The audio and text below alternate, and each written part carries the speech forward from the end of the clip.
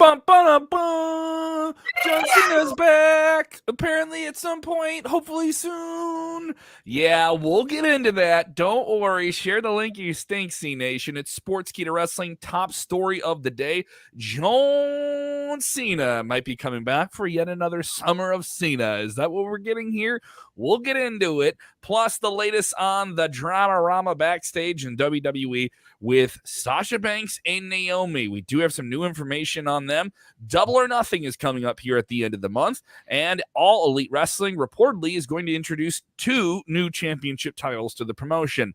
Lana and Nia Jax, they've been out of WWE for quite some time. They're returning to the ring in a different promotion, and that isn't all. We have a little bit of a tease. That's Tommaso Ciampa, and that's former NXT superstars Candice LeRae and Johnny Gargano. And what was he teasing today at Disney World? We'll get into all of it.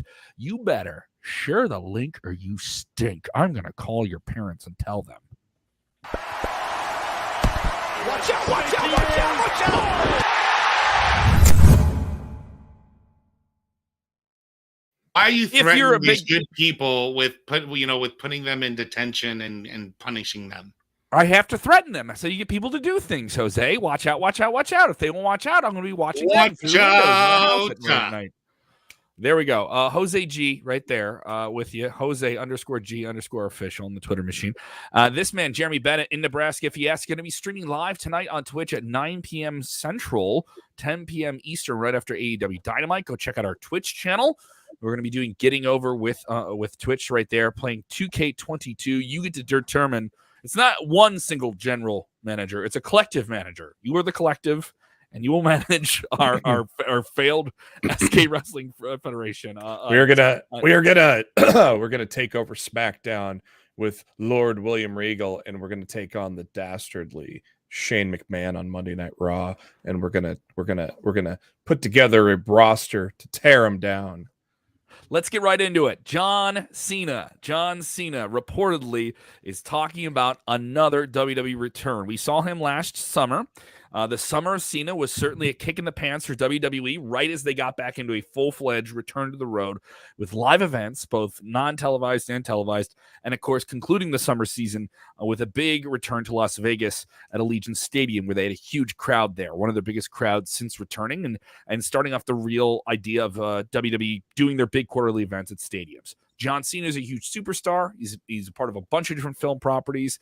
Since then, Peacemaker's come out as one of the biggest shows on streaming platforms on HBO Max and has been credited with really getting people to stay on HBO Max. It's probably one of the most watched TV shows of the last year. So he's had a massive year. And, Roman Reigns kicked his ass at SummerSlam. That's neither here nor there. But when he came back to WWE last summer at Money in the Bank, it was a big deal. It was a huge deal. I remember that post show we did for Money in the Bank last year. Even if it was just for a little while, it's still John Cena. And what are the details on him coming back for 2022? He spoke with Adam Glyn of Adam's Apple, and it was asked if he was hopeful to be back in the ring very soon. He says, soon. I know in WWE, I turned 20 pretty soon, so that's a pretty big thing. From a pretty storied class of folks, Batista, Randy Orton, and Brock, we all kind of turned 20 this year, so I'm aware that that's coming around the corner. And who knows, but it's one of those hard truths to bear. There's a lot of cool stuff going on. I don't want to say no to any opportunities that are on my doorstep, so I do not know when I'll be back, but hopefully it's soon. I've been gone for too long. Certainly interesting here, guys, right? Jose, I mean, you get John Cena back. You can't just put him back in the mix with Roman Reigns. You already did that. No. What do you do? I think the right thing to do now would probably put him in a program with Austin Theory, since Austin Theory is that next chosen guy by Vince McMahon. He's the youngest United States champion in WWE history. So I think maybe a short program during SummerSlam could be interesting. You know, maybe what's before SummerSlam? We got Hell in a Cell, right?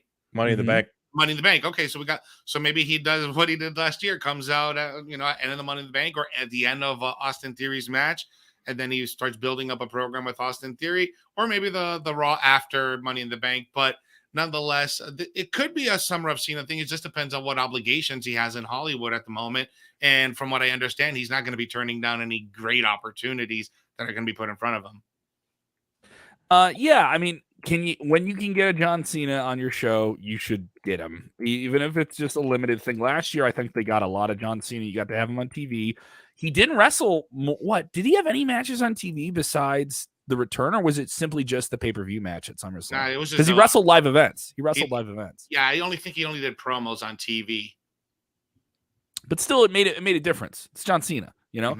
Jay Feliciano knows Cena, Edge. That's what he wants. Whoa, that would be cool. What John Cena match do you want in the comments? If you're watching on demand, if you're sharing the link, you think, I want to know, what John Cena match do you want to see in 2022? Is it a match with Theory, formerly known as Austin? Is it a match we've never seen him have before with an established name? Or is it a reignited one like the classic mid-2000s there? Him and Edge would be something special. You could have him team up with a Cody Rhodes to take on Judgment Day, maybe. That'd be interesting there. That'd be something. Let us know what you want. I will be going through the comments after the show is live, and I'll stay in the conversation with you guys. Please. We have plenty of people talking to us yesterday after we were live, too, so keep the on-demand stuff going here. Here we are. This is a big story for us yesterday. This is the talk of the wrestling world, and it will be for some time. Sasha Banks and Naomi walk out on Monday Night Raw during the live show. There's been more speculation. Fightful Select always having the feelers within the industry with sources behind the curtain, both within WWE and outside of it. And they have gotten a consensus report here. And basically, there is no one specific type of take on this backstage from anything. Most people understand why WWE put a statement out. I think that's kind of understood now in the social media age. They felt this is different. You know, when this happened in the past with Austin or somebody else, it was a completely different circumstance. When it happened even with CM Punk, I think it was a different circumstance because they thought he would come back, right? We don't know. We don't know what's going on with them at all. This is still such a fresh story. It's less than 72 hours old here, or just over that. So the consensus tends to be they feel for Sasha and Naomi, other performers, both within the company do, but they simply don't understand why they had to do this during the show before the match. You want to walk out, do it after the match. And I can say from talking to people I know that aren't near the WWE picture, that are involved in the independent wrestling world, that was kind of consensus too. Some of those people were people that have done some work in WWE in a third-party context or, you know, through other things. And they kind of had that idea as well. They just don't understand why this had to happen during the show. There's still so much we don't know about this, though. Yeah, and Sean Ross Sapp on the Fightful Select report says, contrary to other reports, they have spoken to numerous talent in and out of WWE, and they have been supportive of Naomi and Sasha Banks and the duo in general. So contrary to what Brian Alvarez had said, however, the much population lies in the not being happy with creative is fine, walking out is fine. But of course, as Kevin said, they mentioned walking out during the show is not fine. A ton of talent from outside the WWE reached out, and with those that didn't watch Raw and wondering if it was a work, to quickly realize it wasn't. I believe Jimmy Smith also came out earlier today, said this is not a work. A lot of people just want to go to that card immediately.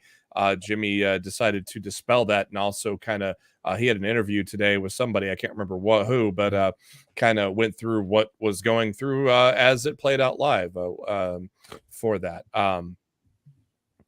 And so one person close to the situation believed that the statement WWE put out during the show was a way to pit those talent against each other, but also believed that that all that were involved would be quick to reach out to one another to clear up any misconceptions. So they were saying that WWE put that out there to basically make them look bad. Also worth noting that the collection of staff that they were able to hear back from, Fightful Select being able to hear back from, no way reflects the entire locker room or every talent, and also they ended the report with that they have still not heard directly from Naomi or Sasha regarding the situation.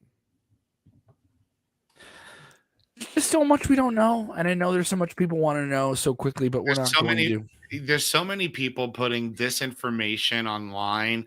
Like today, I saw a few posts. Oh, that the reason that they left WWE or walked out is because they're going to be showing up tonight at AEW. Like, guys, you need to get that out of your head. They're still very well under contract in WWE, so do not expect any of that to happen. I read that report as well, Jeremy, from Sean Ross Sapp, and what I found interesting was the take of well, she wasn't going to be utilized anyway, so why stick around, right? So I kind of get that point of view. Like, if you're not going to use me, I'm just wasting my time here. If you're not going to put Wait, me on how are TV, they not being used? I don't know. Well, she was initially supposed to be in that 6-pack challenge, but then it got changed at the last minute. So she wasn't going to be involved on TV at all anyways. So I can understand her mentality is like, listen, I showed up to work, but if you're not going to put me in the match, if I'm not going to work, why be here? I'm wasting my time. I thought the change was a result of them leaving. Yes. Well, the match was changed. Yeah, it was a because 6-pack. They walked out on the show. yeah, it was a- a 6-pack original. Okay, so I got it the other way around. Got it. Yeah, Sorry. originally it was a 1-on-1 match that was changed to a 6-pack challenge. Then they had to change it because it was still a 6-pack challenge when Sasha and Naomi left the building. So then they had no choice than to scramble and come up with something, and that's where they landed on Becky and Asuka. Interesting intake here from someone who certainly understands the WWE creative process. You can watch the most recent episode of Unscripted is up on our Facebook watch page. I'm going to get that up on our audio podcast feed as well. And it is on our YouTube. And that is with Road Dogg, BG James, Brian James, who for a long time was a part of the creative team for WWE and WWE NXT for a long time. And certainly understood the process of changing matches on the fly or announcing a match and then altering it on TV to add something else to make the show more compelling and add something at the end of the show. So from the beginning of minute 1 of the show to the end, you have something that fans are going to stake around for, right? You play on a short attention span. So when people get mad about, oh, well, WWE changes matches all the time, why is it? I've heard some people say that. Why is it a big deal? No, it's a big deal because all of the talent and the producers and the team producing the show, they know a match is going to get changed if that is in the script. Exactly. They understand that, and they're going to play that play that's been given to them from the top. If you go and change that, you screw over everyone else who's producing the match, not just the talent, camera crews, commentary, everybody. Yeah, you know what I mean? One big domino effect on it. Yes, No, I it's totally one get big it. domino effect. And my thing is, I just don't get why this had to happen during the show. I really don't. That's a power play. That's 100% power play. And I just don't like, and I feel for them, and I understand if they were upset and they felt like something was promised to them and all these different things. But I don't think it's controversial to call it unprofessional. I don't think that's like a bad take to like look at it and see it that way. But I also feel for them, and they're creative and they wanted to do something different. You know, if you can't start a fire and then be angry when the firefighters come to put it out. You know what I mean? Like I'm just that's all I'm getting at. You know what I mean? You can't have it both ways. You know, so you key a car, people are gonna know you did it. they're gonna know who did it. Well, You know? I mean, if there's one truth to anything, Vince McMahon has always said that there is no one bigger than the WWE. So, And there's no one who can't come back to the WWE because there's other people who've done this that have come back to WWE. There's people who brought them to court that came back to WWE. mhm. And what's to say this is real? And all right, let's make some money. You know, like all right, let's figure something out here. Let's make some money. The ultimate measuring stick is if Ultimate Warrior can come back to the WWE, anybody can come back to the WWE. Very true. And that's the exact example I'm putting on here. Easy Attack with a super chat here. You want to guarantee you get on screen? Obviously, we put everyone Hey, on screen, Chris. but we always appreciate it. Easy Attack here, sending in a super chat. So, am I supposed to believe that suddenly WWE cares about false advertising? Shout out to my homies Jeremy and Jose, Chris Ely. Well, here's the thing. I know false advertising. People say, "Oh, they advertise matches and they change them all the time." That's true. But the difference is, I'm looking for a pen. They have the pen. They have the pen. And they can change it however they choose because it's their show and they've created the platform that you're tuning in for. I think the false advertising thing doesn't really matter as much when you bring in social media. You can watch it on demand. It changes on demand. I think what he's getting at. I got to finish my point. 30-40% of the audience does it and watches it at different times. They produce a ton of different content. But I agree with the false advertising thing. Another thing is they announced this match at the beginning of the show. So it wasn't exactly a match they advertised. The problem is you impacted other people on the show in an unprofessional way where they had to scramble and do something while they're live on the air that they should not have been put in a position to deal with. That's it. That's it. And you could be upset about it and you want to walk out. That's fine. I'm not debating whether or not you have the right to do that. I'm debating the consequences of your actions. Is that fair? Yeah, I completely agree with that. Yeah. All right, Double or Nothing, AEW. This is coming up here last weekend of the month in Las Vegas, Nevada, and it will conclude with the Owen Hart tournament for both the men and the women. Tonight we will get the Jokers revealed and some brackets, and we have some news about that. Could that involve some NXT names or former NXT names? We'll get into it here. But reportedly, they're going to introduce new championship titles. I can say that word correctly. Championship. Tell me about these new championship titles, Jeremy. Well, it looks like each winner of the Owen Cup is going to have a championship. One's going to be black and one's going to be pink to represent the colors of Owen Hart, of course, and his brother Brett. It is unclear, though, if these are going to be defended like normal championships or kind of be like MJF's diamond ring. A king of the ring. You have a trophy. Yeah. Yeah, because, you got MJF's diamond ring, but that's never really... He never really wrestles for it. He doesn't put it on the line for anything. He just holds it for a year. So it's unknown what they're going to do with those. Of course, there's you never know, because if this is going to be a yearly thing, it would make sense to maybe have last year's winner pass it off, kind of like a green jacket that they do at the Masters. You could have last year's winner present That's a good the. idea. I actually really like that. Like every winner has that belt, but you never really have to defend it. Like it's just an honorary thing because you won that. It's like the green jacket at the Masters. Yeah, it's exactly what Jeremy just said. Yeah, I think that's a great idea. Maybe this should include a pink and black jacket with the pink and black belt. There you go. Little. We're getting into aesthetics, every little sport coat. You get some belt marks complaining about colors and fonts and leather and all those different things. You're going. I don't like that sans serif on that title belt, Kevin. How dare you choose that font? So it looks like Tony Khan had made the belts quite a while ago. He also said he has more championship belts in his possession that have not been unveiled, which to me definitely screams Trios Championship. Because, for over a year, they've been posting Trios records on the lower third. So I'm guessing that is guaranteed to be your next title to be unveiled. But yeah, I think this is going to be more of like the diamond ring, like a presented type of trophy deal. We don't know for sure, but it'll certainly be interesting. They have a ton of content, even though doesn't make sense to have these defended, really. Yeah. No, but I do like the idea, kind of like comparing it to the Masters, where the winner gets that trophy, and then same thing year after year. Two former WWE superstars are getting back into the ring. This will be interesting. Lena, a.k.a. Nia Jax, CJ Perry, a.k.a. Lana, returning to the pro wrestling ranks over in the UK. What is the latest on that? It's a wrestling promotion called WES, created by the Authors of Pain, now known as the Legion of Pain. Good change in the name there. Which actually... what a gimmick infringement. If you look at the card, it's a pretty damn good card. It is a pretty good card. I saw that. Yeah, I thought I had a link to it, but I lost it. This still is weird. This still that we have of Lana and Nia in the ring, it looks like Lana has there's a bug in my hair. Get it out. Get it out. I understand she's about to put a hold on her and probably rip her trapezius apart. Don't pull my weave out. Just tap it. Get this bug out.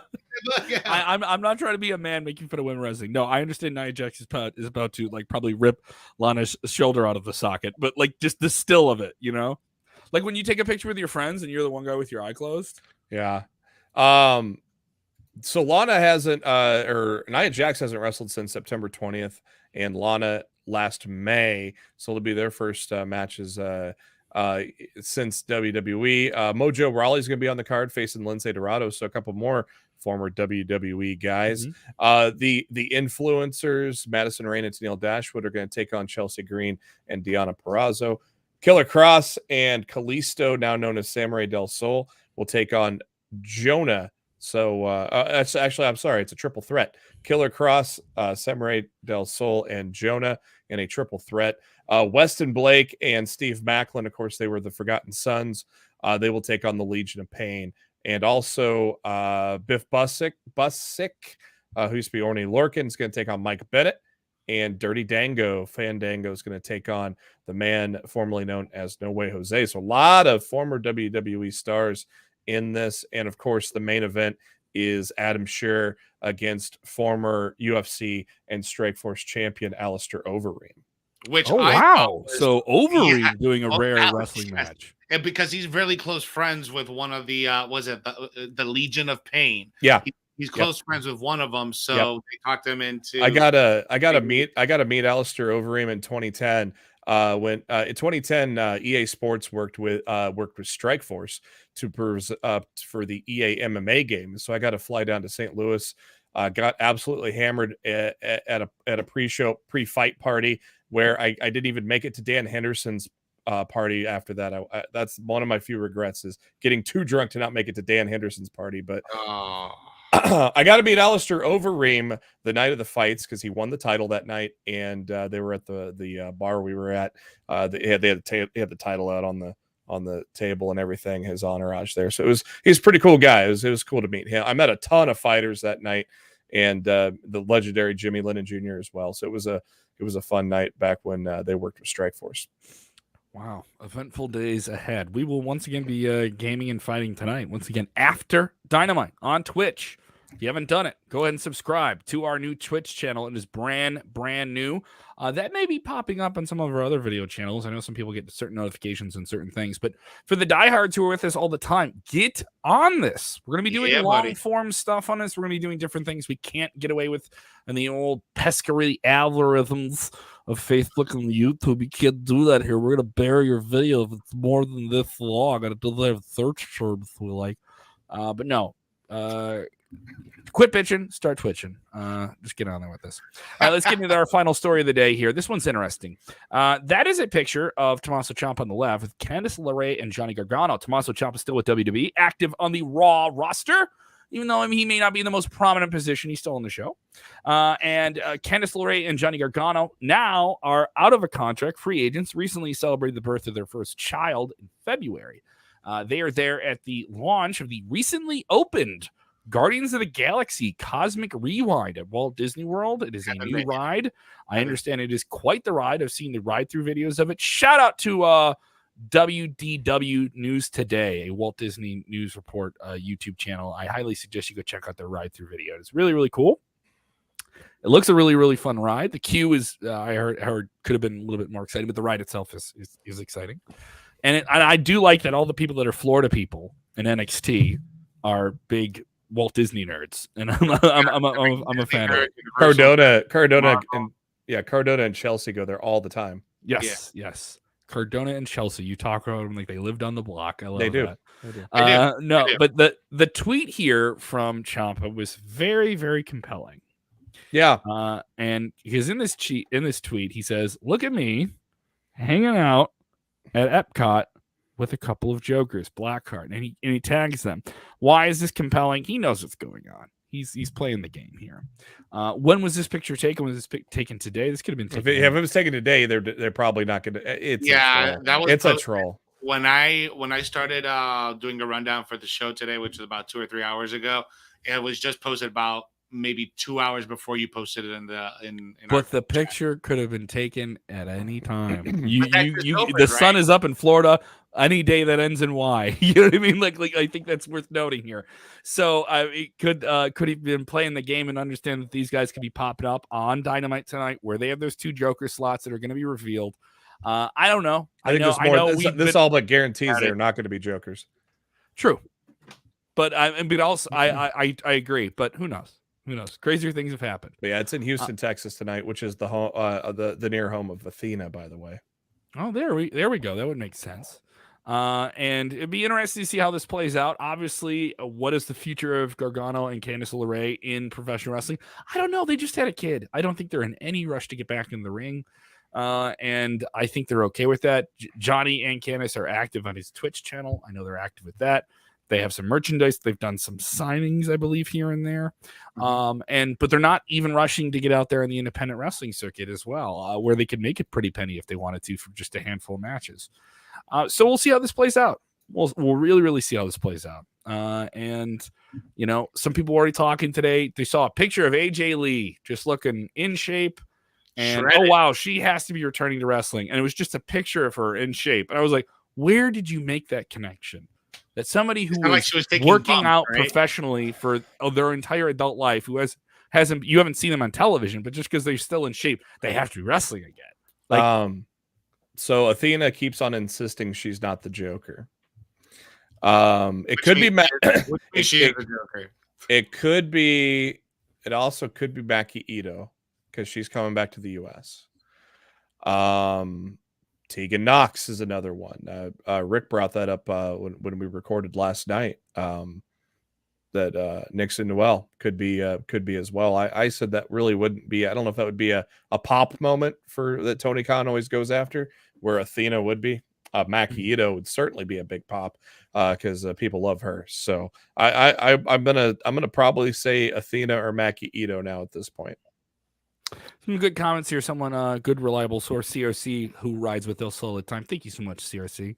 He goes, I feel like it's a returning talent because TK, Tony Khan, hasn't publicly said there's new debuts. You know, Tony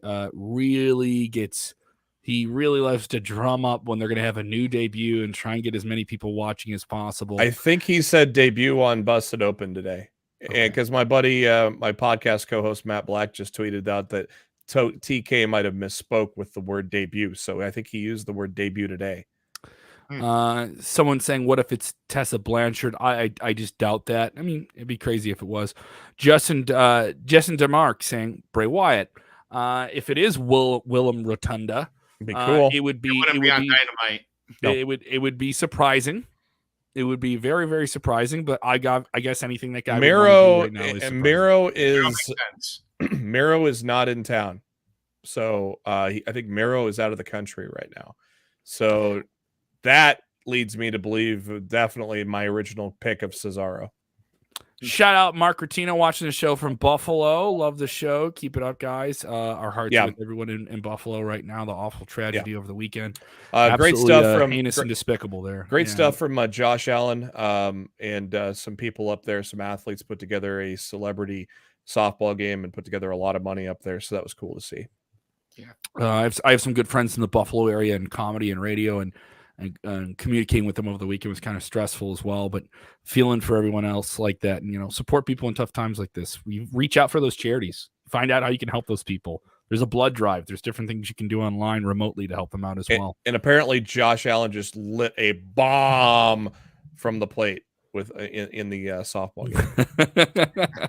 You know what I enjoyed? I think we shared this. Just speaking of like celebrity games before we get out of here. That man up there. Was Dusty Rhodes and some NWA wrestlers in a celebrity basketball game. Oh yeah, I saw that. Oh, I saw that clip a few days ago. That was great. Dusty got game, man. It was like NWA Dusty versus he was taking Dusty taking it to the hole. Yeah, he didn't do any dunks, but he was doing some solid layups. He was doing solid layups, some crossovers, some shots, man. I'll take that ball to the rim. If you will. If you will. I'm gonna take. I just watched Cody Broken Skulls. Literally just got done with that about an hour ago. Great. Isn't it great? Yeah. A lot of stories there. Yeah, I'm so far behind on those, so I decided after the Pat McAfee show, I popped that in. There you go. Well, hopefully you pop our show in whenever you did. I hope we were a good part of your day. Yeah, so make sure to subscribe to Twitch. Go to Twitch and search for Sportskeeda Wrestling, all one word, and get yourself subscribed. We'll go live. Jose is joining me, I believe, tonight. We'll talk Dynamite. It's kind of it's like a de facto debrief. We're going to talk Dynamite, but at the same time, we're going to game. We're going to start a brand new GM series where one brand goes against another. And we'll get that all set up, and you guys are in control. Let me know who to draft. Let me know what matches to book. Let me know who to push. Let me know who's the champion. There's a lot of things you can let me know so you can play along with us tonight. We'll go live shortly after Dynamite. We'll be on for about an hour. Oh, I also have something else for you diehards that have watched this whole time. Oh, yeah. Oh, yes. We're going to have an interview with the biggest mouth in all of professional wrestling, with the wisest mind in all of professional wrestling. The wise man. The wise man. You could say he's the one wise man. Paul Heyman. We will be having an exclusive conversation. I didn't know if you're going to ever reveal it or not. I thought once we said wise man, we kind of gave it away. An interview I got to Joe with Pesci. Paul Heyman. Yes, Joe Pesci, star of the film The Super. Yes. That's Paul what Heyman he's will be- most known for. Yes. Very effective plugging. We did this 29 minutes into a 30-minute show. Yes, we will have Paul Heyman on the channel within the next 48 hours. That interview is going to drop. There's a lot he says in this. And I'm not just saying, oh, it's juicy. It's beyond juicy. There is blood on the steak that he serves up in this interview. Yeah, and if you want to hear about things. Yeah, if you want to hear about this Roman Reigns The Rock dream match that everyone wants. Oh God. Scoopski potatoes. Yeah. Dude. Yeah, when he said told... that word, when he said that one word during that interview, my jaw dropped. I was like, what? Y'all need to keep it. Stay subscribed and get your notifications, because when it drops, y'all are gonna want to share that. Yes, and I can tell the fans, if you're in the Midwest, you want to join us. BMO Harris Bank Center, the radio station I work for, 104.9 The X, the Rockford Rock radio station there. Go to our website, thexrockford.com. That is thexrockford.com. We're giving away tickets to the show. And tomorrow, Paul is going to join me on the radio station. And if you follow me on Twitter, I'll tell you when you can listen and win those tickets live on air. You get some really good tickets if you're listening on air. So thexrockford.com, go there, sign up, and try and win yourself some tickets. Thank you guys so much. Remember, join us on Twitch. I know, plug. Remember, when watching wrestling, do the most important thing while watching wrestling. Take a deep breath, calm down, let it put go. Your suitcases down. Don't go anywhere with your suitcases just yet. Calm down and do what? You need to enjoy wrestling. Yeah. Talk to them. Watch out, watch out, watch out, watch out!